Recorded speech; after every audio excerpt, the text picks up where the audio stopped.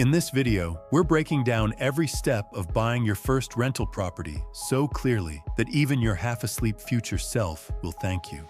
So first, and I'd even say most important step, is laying the groundwork. Before you even look at a property, you need one thing: cash. Most lenders require a 15 to 20% down payment. For a $200,000 property, that's $30,000 to $40,000, and that's just the beginning. You'll also need money for closing costs, typically 2 to 5% of purchase price, inspections, immediate repairs, or cleaning potential vacancy periods. So yes, you might be looking at needing closer to $45,000 to $50,000 to comfortably purchase a $200,000 investment. That's why your first step is to get your finances in order. Tips to build this fund: open a high-yield savings account exclusively for your investment fund. Automate transfers. Small, consistent amounts beat sporadic savings. Audit your spending. Cancel unused subscriptions. Eat out less. And track every expense for 30 days. It's not glamorous, but it's the reality. If you can master discipline here, you'll be ready when the right opportunity comes. Step 2. Your credit matters. Your credit score determines whether lenders take you seriously and what kind of deal they'll give you. Here's how it breaks down. 740 plus equals excellent rates. 700 to 739 equals good, but slightly higher interest. Below 680 equals potential issues, qualifying, or higher down payments. Improving your credit. Pay every bill on time. No exceptions. Don't carry more than 30% of your credit limit. Don't open multiple accounts in a short time span. If your credit history is limited, start with a secured credit card. Use it for small recurring payments and pay it off monthly. Consider becoming an authorized user on a responsible person's card. With their permission. A good credit score doesn't just save you money, it opens doors to better financing, lower stress, and bigger long-term gains. It's also very important to know your numbers. Before anyone gives you a loan, they'll want to know your full financial picture. Think of this as your investment resume. Make sure you gather the following: last 2 years of tax returns, recent pay stubs, or full income documentation if you're self-employed. 2 to 6 months of bank statements, a full list of monthly debts, student loans, credit cards, car payments, and here's where many go wrong: self-employed individuals who aggressively deduct every business expense. That might lower your tax bill, but it also lowers your reported income, and that's what banks use to qualify you. So if you made $80,000 but wrote off $50,000, the bank sees you as a $30,000 earner. Plan your tax strategy carefully if you know you'll want to buy property soon. Next step, unless you can afford to buy a property without loan, is to speak to a lender. You don't need to get pre-approved yet, but you should absolutely talk to a lender early. Why? Because they'll tell you how much you can actually afford. Explain your loan options: conventional, FHA, DSCR, etc. Highlight areas in your finances that need attention. Don't let Zillow fantasies take the wheel before reality sets your budget. And don't let a hard inquiry hit your credit too soon. Give them your estimated score and ask for a soft pull estimate. This conversation will make the rest of the journey much smoother.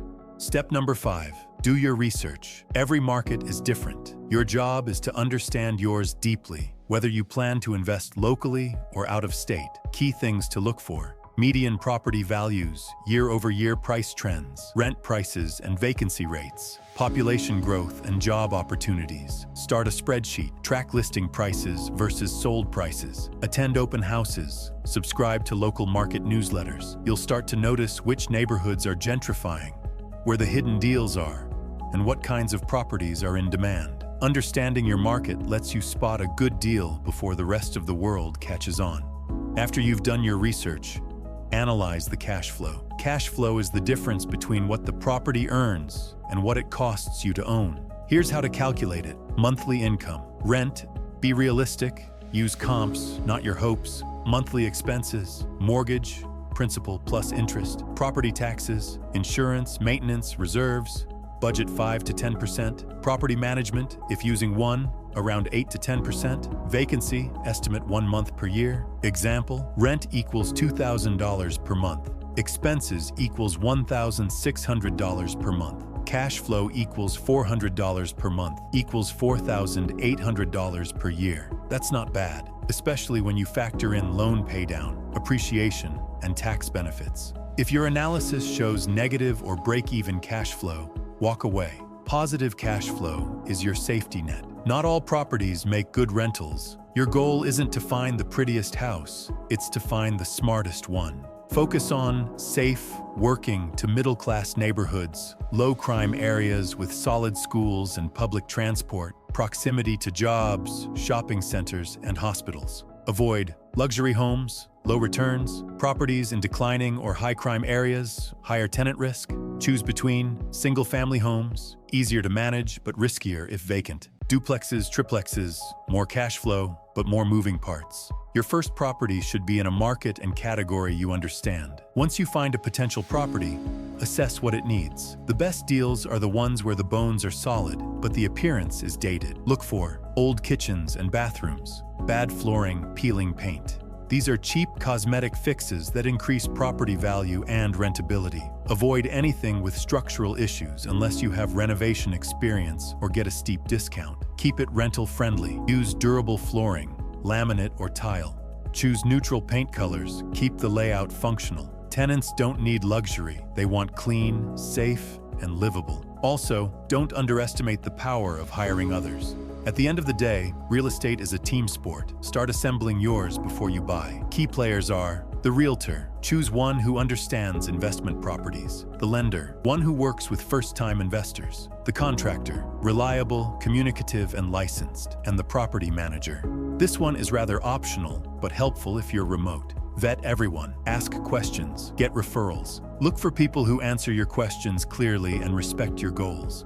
So, now that you've found a potential deal, it's time to make an offer. But here's the mindset shift. You're not buying your dream home. You're buying an investment. That means emotions take a back seat to math.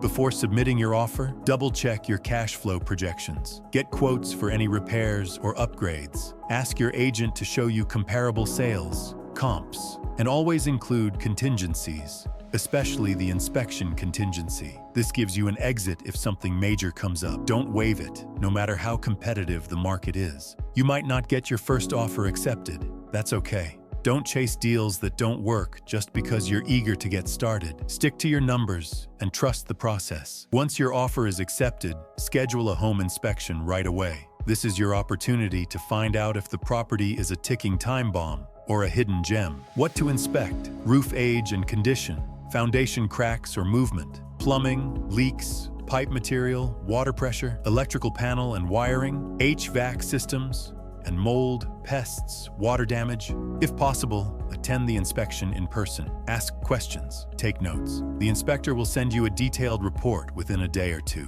What to do with the report: if issues are minor, you may proceed as planned. If issues are moderate, negotiate for seller credits or a price reduction.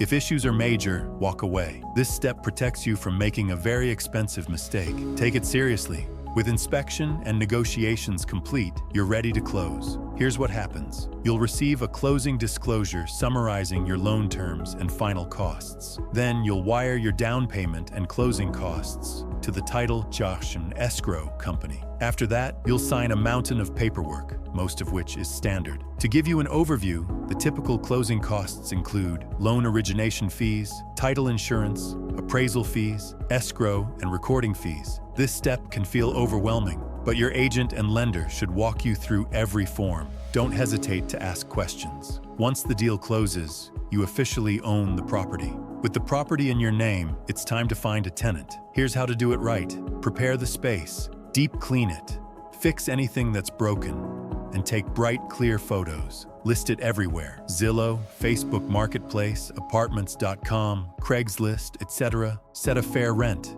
Use rental comps to determine pricing. Overpricing equals longer vacancy. When people reach out, make sure you respond quickly and professionally, and schedule showings promptly. Always screen tenants. Look at the credit score, income, 3 times rent minimum, as well as landlord references and stuff. Good tenants are the foundation of your cash flow. One bad choice can lead to missed rent, legal issues, and stress. Don't rush this part. So yeah, Basically, you did it. You bought, renovated, and rented out your first investment property. Now what? Keep going. Here's how to scale smart. Track your income and expenses monthly, build a reserve fund for repairs and emergencies, and start saving for your next down payment. Options to expand. Use cash flow to reinvest, leverage equity with a HELOC or cash-out refinance, repeat every 1 to 2 years. This isn't a sprint, it's a wealth-building marathon. But with each property, you build income, equity, and confidence. Buying your first rental property can be intimidating, but it's also one of the most rewarding financial decisions you'll ever make.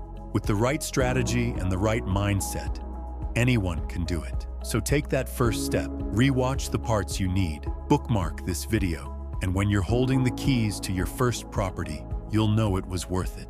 If this helped, leave a comment, hit like, and subscribe for more no-fluff, real-world investing content. You've got this.